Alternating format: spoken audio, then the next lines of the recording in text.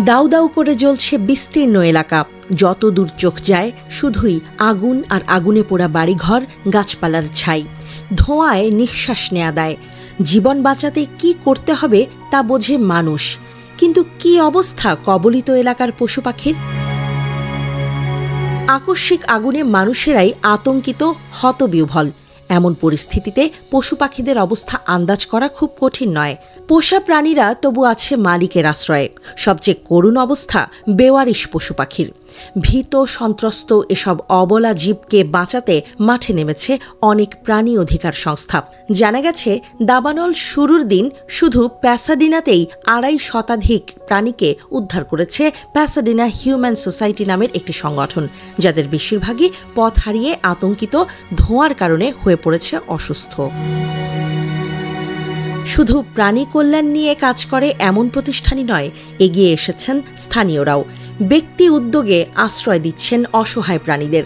এসব পশুকে বিনামূল্যে চিকিৎসা দিচ্ছেন ভেটেরিনারিয়ান বা পশু চিকিৎসকরা।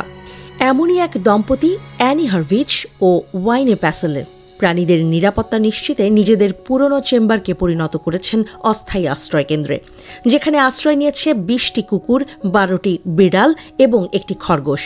হারবার সিটিতে তাদের আরও একটি আশ্রয় কেন্দ্রে ঠাঁই হয়েছে স্থানীয় একটি চিড়িয়াখানার ৫টি ছাগল, ২টি ভেড়া, ২৪টি মুরগি, ১২টি খরগোশ ও ২টি টার্কির।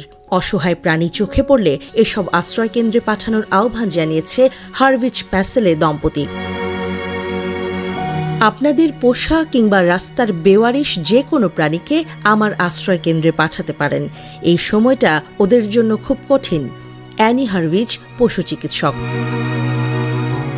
তবে দাবানলের কারণে বিদ্যুৎ বিচ্ছিন্ন হয়ে পড়ায় অনেকটাই ভঙ্গুর হয়ে পড়েছে যোগাযোগ ব্যবস্থা, যে কারণে হারভিচ প্যাসেলে দম্পতি কিংবা তাদের মতো আরও যারা প্রাণীদের নিরাপত্তা নিয়ে কাজ করছেন তাদের খবর পৌঁছাচ্ছে না সবার কাছে। ঘটছে প্রাণহানিও।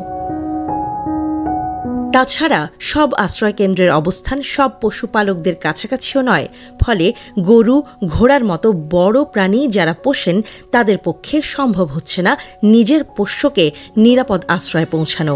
বাধ্য হয়ে ছেড়ে দিতে হচ্ছে অনিশ্চয়তায়। ঘোড়দৌড় ও ঘোড়া সম্পর্কিত অন্যান্য খেলাধুলা বিষয়ক magazine the chronicle of horse এর তথ্যমতে যানবাহন সংকটে বিপুল সংখ্যক ঘোড়াকে রাস্তায় ছেড়ে দিতে বাধ্য হয়েছেন মালিকরা। তাছাড়া বেশিরভাগ আশ্রয় কেন্দ্রগুলোই এখন পরিপূর্ণ, মিলছে না জায়গাও। এমন পরিস্থিতিতে গভীর দুঃখ প্রকাশ করেছে প্রাণী কল্যাণ বিষয়ক আন্তর্জাতিক সংস্থা অ্যানিমাল ডিফেন্ডার্স ইন্টারন্যাশনাল ADI। দাবানলে এমন ভয়াবহতা আগে দেখেনি উল্লেখ করে এমন পরিস্থিতিতেও যারা প্রাণীদের নিরাপত্তা নিশ্চিতে এগিয়ে এসেছে তাদের প্রতি কৃতজ্ঞতা জানিয়েছে সংস্থাটি।